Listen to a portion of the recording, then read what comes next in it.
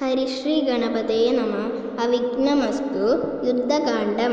ഉണ്ണികൾക്കുത്സാഹമായി കഥ വർണ്ണിക്ക വേണമെന്നായി. തൊണ്ണൊന്നു കാട്ടിച്ചിരിച്ചു പിന്നെ മുത്തശ്ശി പാടിത്തുടങ്ങി. രാമ ഹരേ ജയ രാമ രഘുരാമ ഹരേ ജയ രാമ. പാറകളിട്ടു കടലിൽ നല്ല പാലം പണിതു കപികൾ. എല്ലാരും അക്കരെ ചെന്നു സഖിയായ വിഭീഷണനൊപ്പം. മുത്തശ്ശി കയ്യും മലർത്തി ചൊല്ലി സജ്ജന രക്ഷക രാമ. ശ്രീരാമനം പൊന്നയച്ചു രാവണന്റെ കിരീടം തെറിച്ചു. അന്നു തുടങ്ങിയ യുദ്ധം 18 നാളോളം നടന്നു. മുത്തശ്ശി കണ്ണു മിഴിച്ചു ചൊല്ലി അദ്ഭുത വിക്രമ രാമ. മേഘനാഥന്റെ നാഗാസ്ത്രം കൊണ്ടു രാമസൈന്യം ബോധമേറ്റു.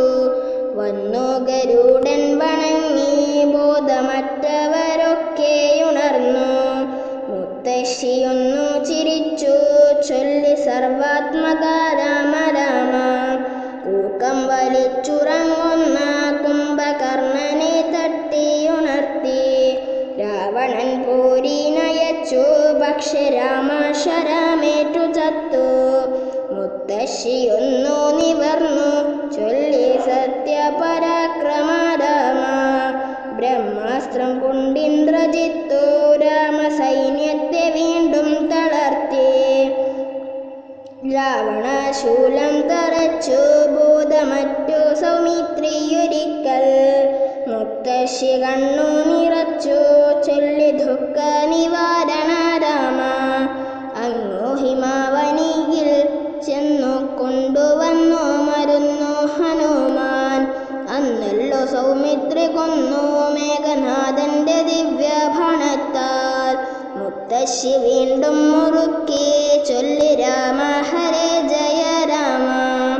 ബ്രഹ്മാസ്ത്രമെയ്തു ശ്രീരാമൻ ദശകണ്ഠന്റെ അന്ത്യം വരുത്തി.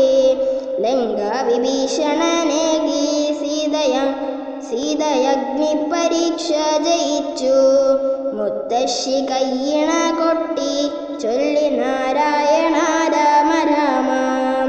പുഷ്പകമേറി എല്ലാരും വീണ്ടും എത്തി അയോധ്യാപുരിയിൽ.